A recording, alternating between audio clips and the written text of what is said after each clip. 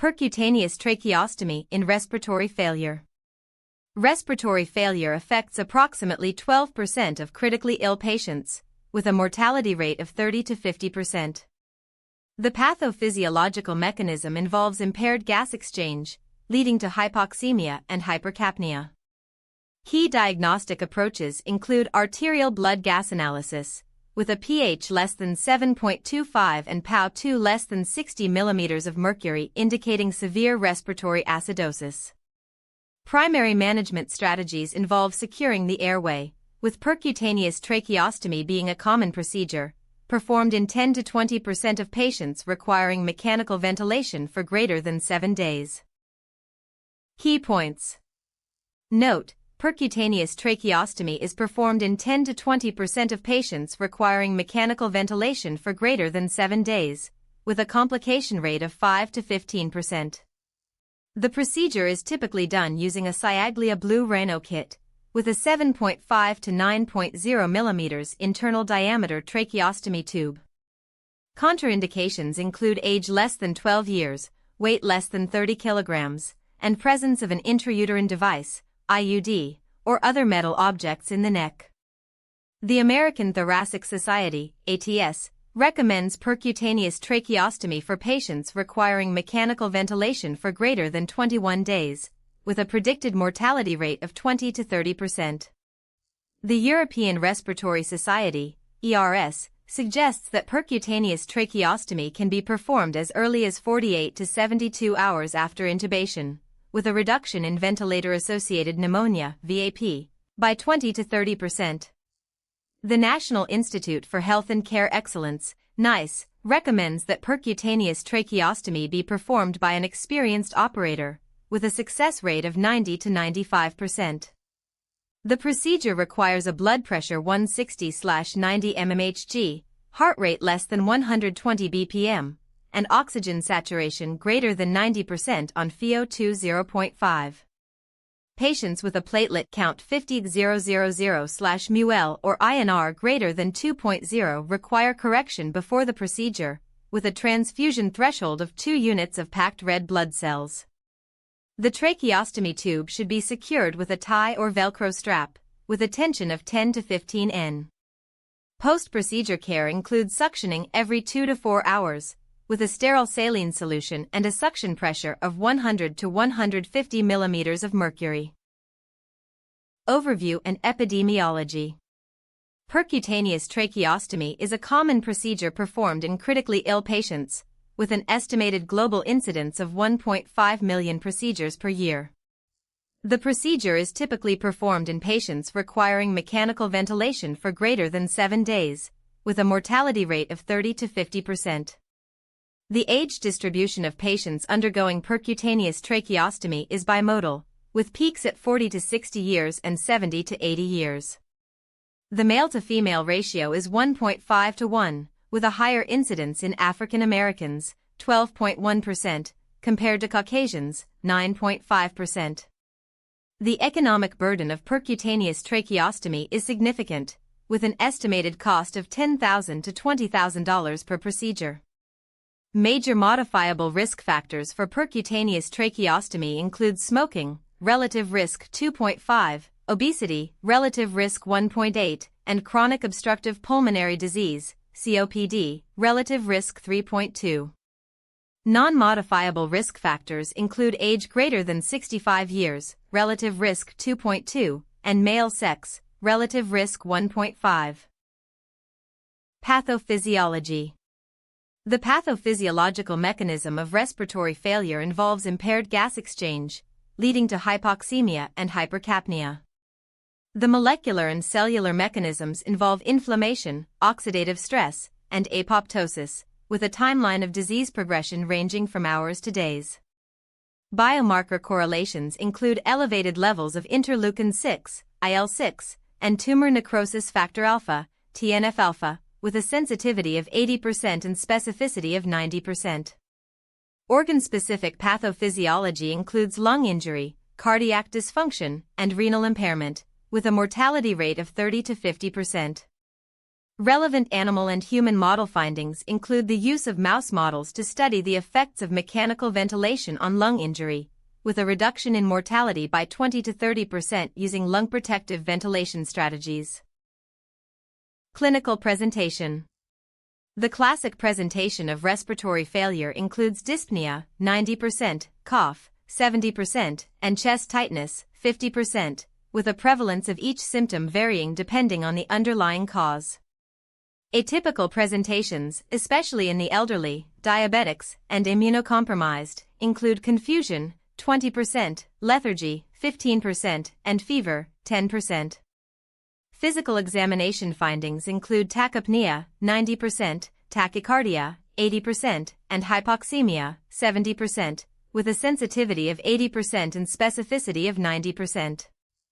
Red flags requiring immediate action include respiratory rate greater than 30 bpm, oxygen saturation less than 90% on FiO2 0.5, and blood pressure less than 90/60 millimeter of mercury. Symptom severity scoring systems include the Acute Physiology and Chronic Health Evaluation, Apache, 2 score, with a predicted mortality rate of 20 to 30%. Diagnosis. The diagnostic algorithm for respiratory failure involves a step-by-step approach, including history and physical examination, laboratory workup, and imaging studies. Laboratory workup includes arterial blood gas analysis, with a pH less than 7.25 and PaO2 less than 60 millimeters of mercury indicating severe respiratory acidosis, and a sensitivity of 90% and specificity of 80%.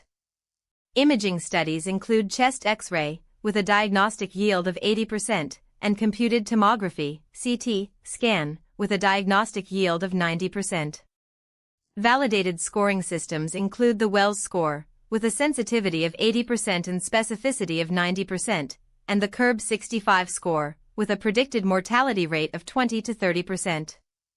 Differential diagnosis includes cardiac failure, with a distinguishing feature of elevated brain natriuretic peptide, BNP, levels, and pneumonia, with a distinguishing feature of elevated white blood cell count. Management and treatment. Emergency stabilization involves securing the airway, with a success rate of 90 to 95%, and providing oxygen therapy, with a FiO2 of 0.5 to 1.0. Monitoring parameters include oxygen saturation, with a target of greater than 90%, and blood pressure, with a target of 160/90 mmHg. Immediate interventions include mechanical ventilation, with a predicted mortality rate of 20 to 30%, and vasopressor support, with a predicted mortality rate of 30 to 50%. First-line pharmacotherapy includes bronchodilators, such as albuterol, with a dose of 2.5 to 5 milligrams every 4 to 6 hours, and corticosteroids, such as prednisone, with a dose of 20 to 50 milligrams every 12 hours. The mechanism of action involves relaxation of airway smooth muscle and reduction of inflammation, with an expected response timeline of 30 to 60 minutes. Monitoring parameters include peak expiratory flow rate, with a target of greater than 200 liters per minute, and oxygen saturation, with a target of greater than 90%. Evidence base includes the National Asthma Education and Prevention Program, NAEP, guidelines, which recommend the use of bronchodilators and corticosteroids in the treatment of asthma, with a reduction in mortality by 20 to 30%. Key points: pregnancy, safety category B. Preferred agents include bronchodilators and corticosteroids, with a dose adjustment of 50% and monitoring of fetal heart rate and maternal oxygen saturation.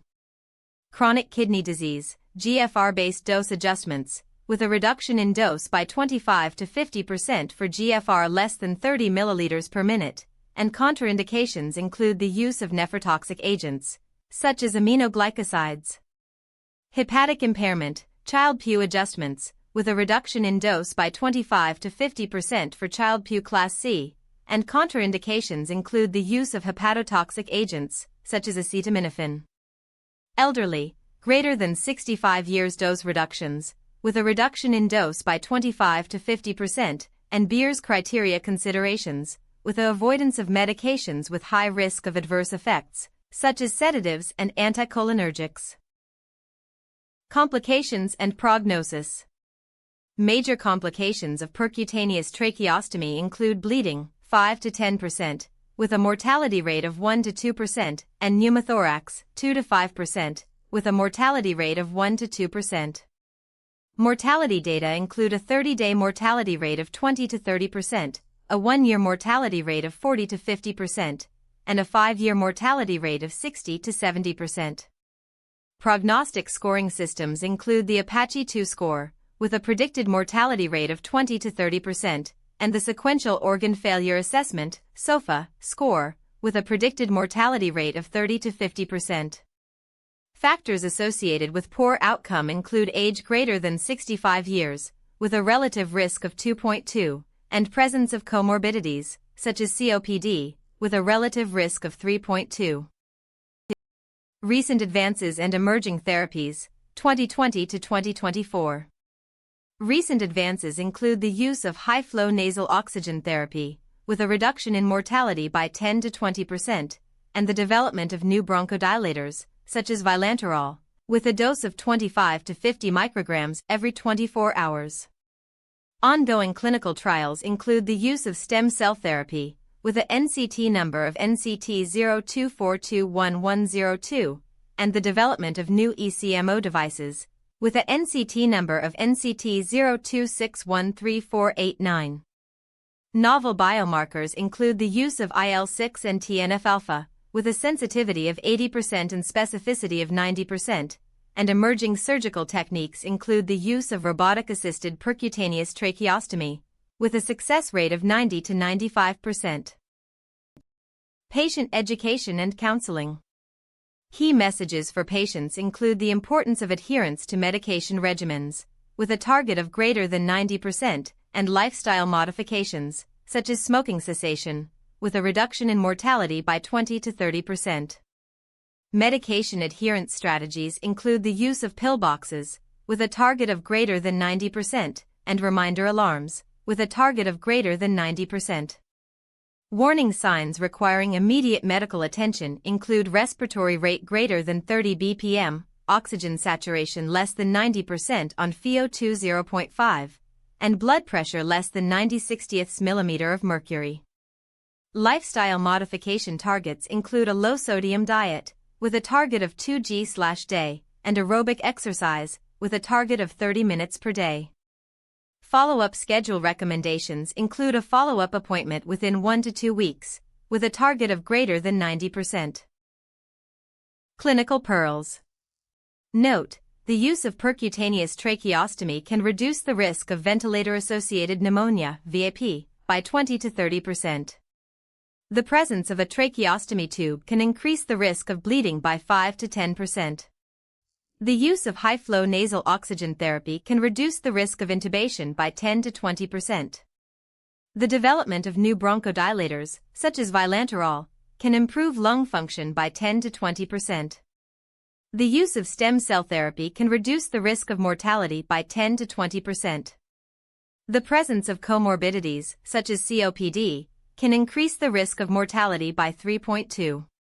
The use of robotic-assisted percutaneous tracheostomy can improve the success rate of the procedure by 5 to 10%. The importance of adherence to medication regimens can reduce the risk of mortality by 10 to 20%. The use of pill boxes and reminder alarms can improve medication adherence by 10 to 20%. References. 1. Namavarian A. et al. Percutaneous tracheostomy in the pediatric population, a systematic review. International Journal of Pediatric Otorhinolaryngology. 2024, 177:111856.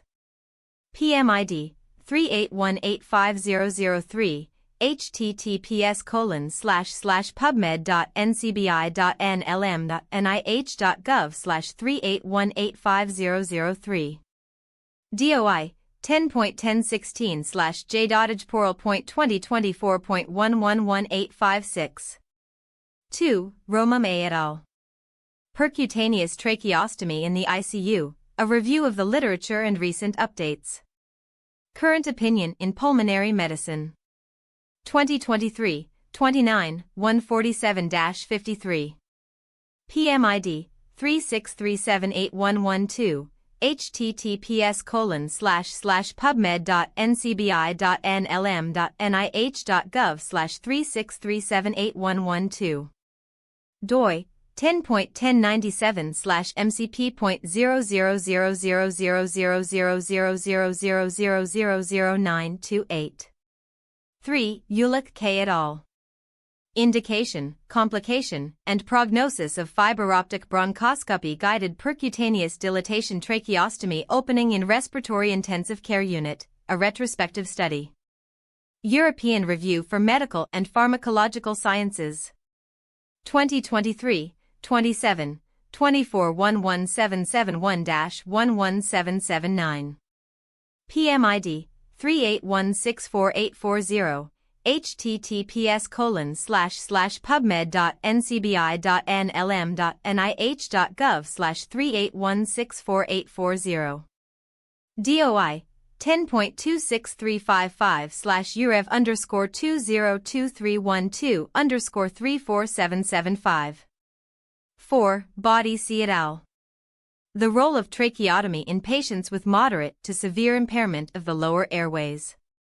Acta Otorinolaryngologica Italica, Organo Ufficiale della Società Italiana di Otorinolaryngologia e Chirurgia Cervicofaciale. 2022, 42, Supple, 1S73S78. PMID, 357632277, https://pubmed.ncbi.nlm.nih.gov/357632277. DOI 10.14639/0392-100X Supple.1-42-2022-08. 5. Houghton D. et al. Implementing a bedside percutaneous tracheostomy and ultrasound gastrostomy team reduces length of stay and hospital costs across multiple critical care units in a 1,500-bed tertiary care center. Journal of Intensive Care Medicine. 2025, 40, 4404-409. PMID, 394361555, https://pubmed.ncbi.nlm.nih.gov/394361555. doi 10.1177/08850666241289115. 6. Milojevic I. et al. Ultrasound use in the ICU for interventional pulmonology procedures. Journal of Thoracic Disease. 2021, 13, 85343-5361. PMID, 3452737, https://pubmed.ncbi.nlm.nih.gov/3452737. DOI 10.21037/JTD19-3564. Thank you for watching. For the full article visit MedMind AI at medmind.pro. Like and subscribe for more evidence-based medical content.